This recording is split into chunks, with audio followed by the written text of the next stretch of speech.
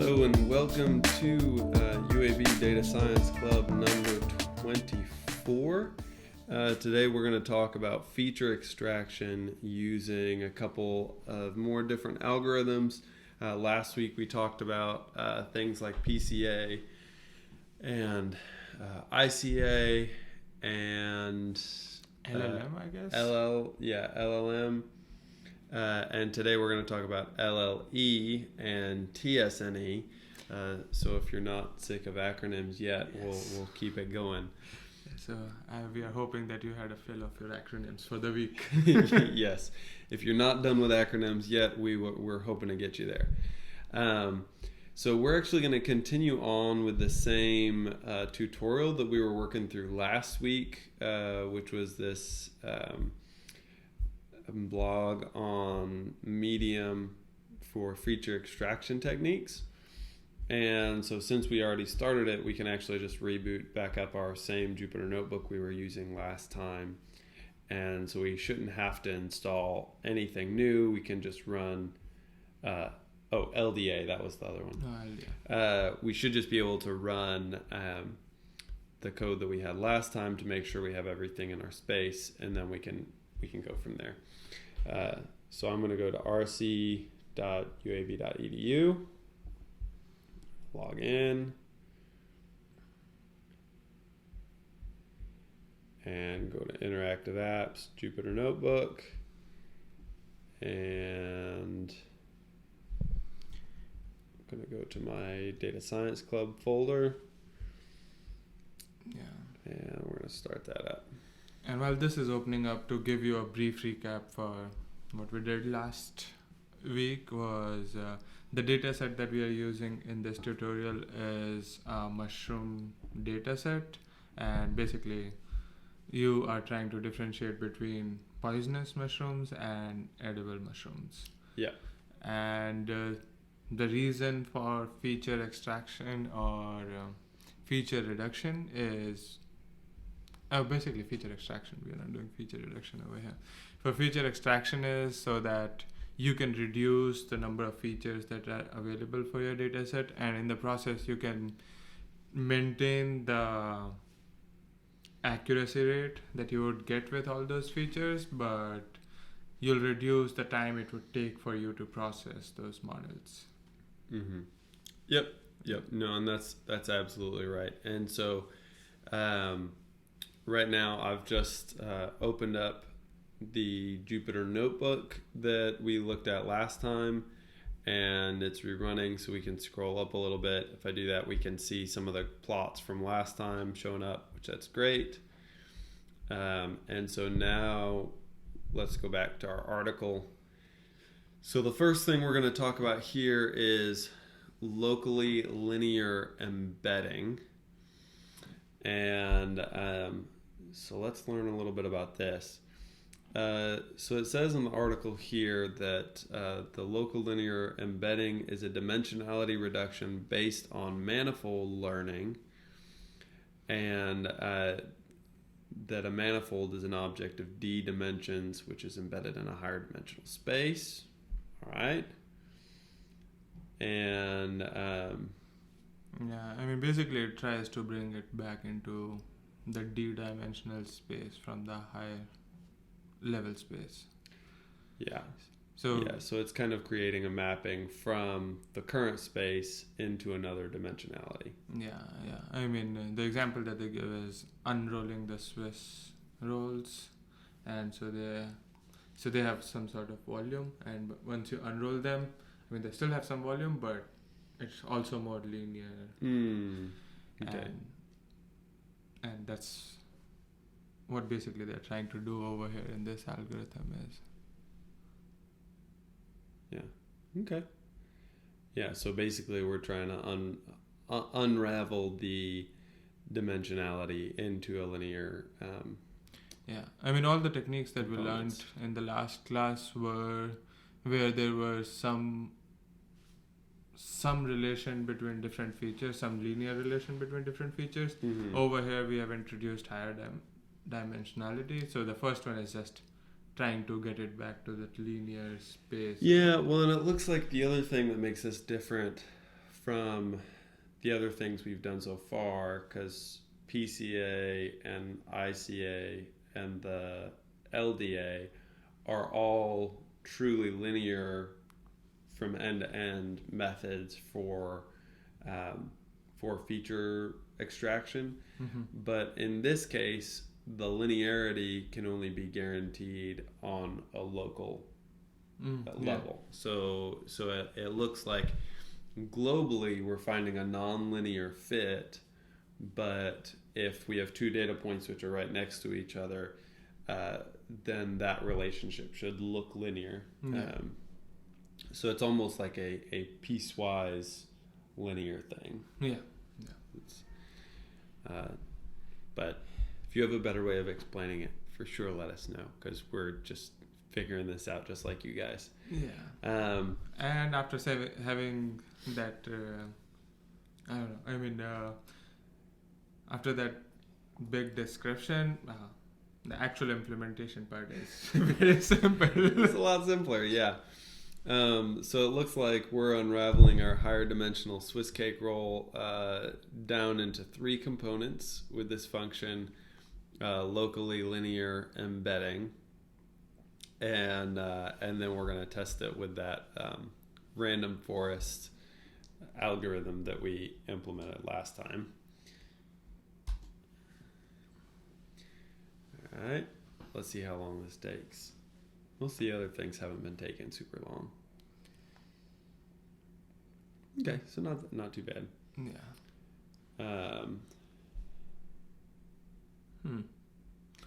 So the precision for false is very low. Yeah, so it looks 50%. like it does a good job of identifying, is it not poisonous mushrooms? But it looks like it almost just classifies everything as one class. Yeah. Interesting. I mean, it would work if they classifies everything as poisonous. I mean, then you're being erring on the cautionary side. Yeah. But yeah, I mean, it's very similar to the result that they got. Yeah. It's interesting. Yeah, maybe we need a higher dimensionality on our random forest to pull out the structure there, but yeah, interesting. All right, so that one didn't take too long, so that's nice. The next one is T-distributed stochastic neighbor embedding, which I actually have used this technique before, but have never actually seen that written out. So most of the time, folks just call this T-SNE, or at least that's how I've heard it pronounced, or just call it by the TSNE. And this is a primarily used for reducing high dimensionality data sets down into a lower dimensionality that then you can kind of visualize and group a lot easier. I've used it before on audio signals. Things like bird calls work really well with this, where you can see the whistles go up and go down and maybe be repetitive. And so something like that, which for traditional clustering algorithms might be difficult to conceptualize how they're going to fit together, this algorithm does a really nice job of taking the similar shapes and kind of putting them in similar places, which is really nice.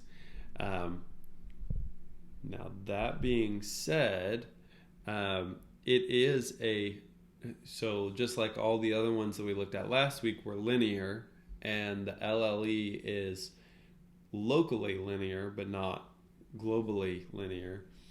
The T-SNE is a non-linear dimensionality reduction technique.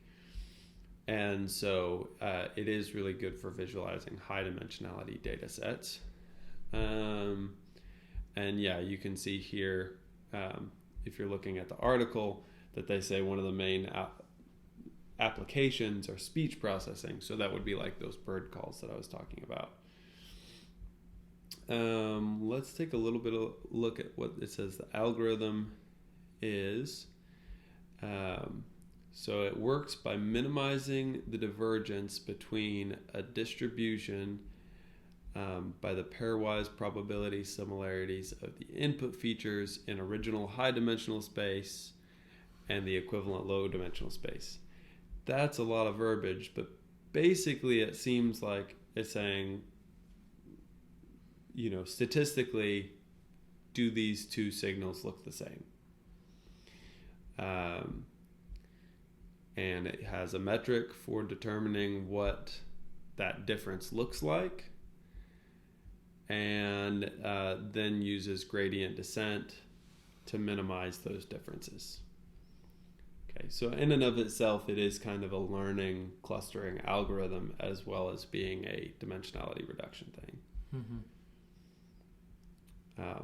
But yet again, the important things to remember here, because that's talking about higher dimensionals, low dimensionals, Kullback-Leibler, Gaussian distributions, student distributions, it can get really confusing, but just remember that the actual implementation is pretty straightforward, and as long as you know the basic gist of what's going on, which is we're taking something that's high dimensional and using a nonlinear statistical transformation to bring it down into a lower dimensionality of components, then you should be able to get started with this and see some start to see some decent results from it. Yeah, I mean, based on all the algorithms that we have seen till now, it looks like, I mean, at least for the implementation part, the main work that you guys would have to do is in identifying the data set that you have,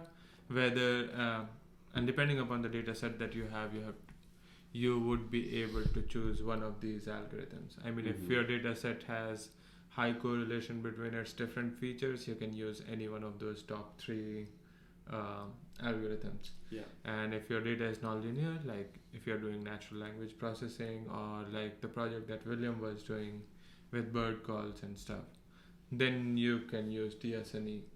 And if you have something in higher dimensionality that you want to get into just the D dimensions, you can use the one before this, LLE.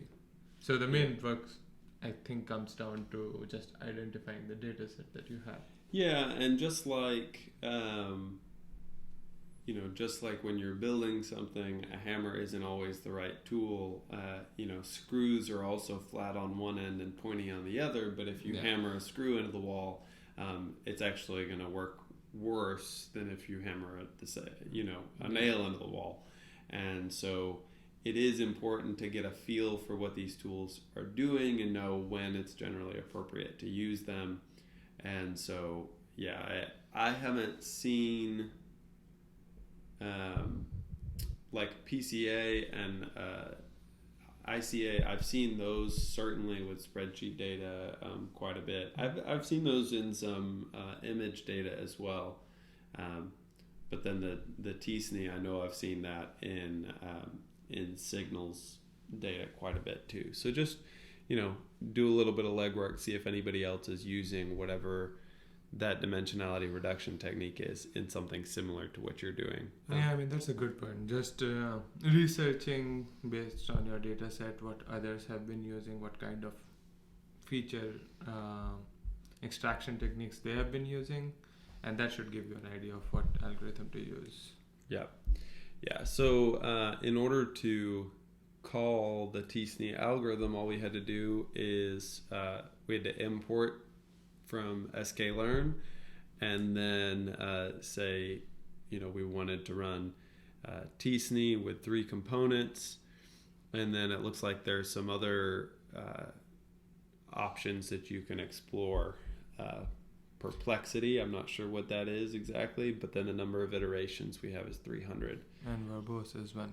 Yeah, and verbose. So verbose means show us more or less output on to tell us what's going on. I'm assuming if verbose was 0, it would show us almost nothing. Yeah.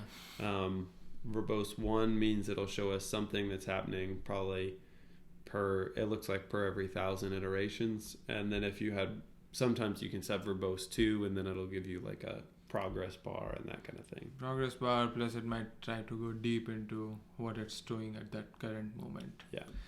Just keep in mind that sometimes verbose also reduces the speed of your program, because then it has to spend some time in throwing out those outputs on the standard output. So Yep, exactly. And all right, for kicks and giggles, we're gonna run our random forest on the T-SNE transformed data. And this one is again 100%. Yeah, this one works really well. So yeah, I mean, this mushroom data set isn't super complicated, so it makes sense that we're getting nice results from these dimensionality reduction techniques. It looks like not all of them are created equal. LLE doesn't seem to work as well as linear discriminant analysis seem to work pretty well. And then PCA and ICA both appeared to work reasonably well. Yeah. But it looks like out of these 5 that we've tried, LDA and T-SNE seem to have worked the best. And then, all right.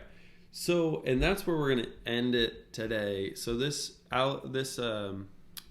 blog post that we're following has a section on autoencoders, and that is a whole nother area of machine learning and data science algorithms that it would be good for us to spend separate time on. I think that there's enough to play around with just the feature extraction things we've looked at so far on that end of things.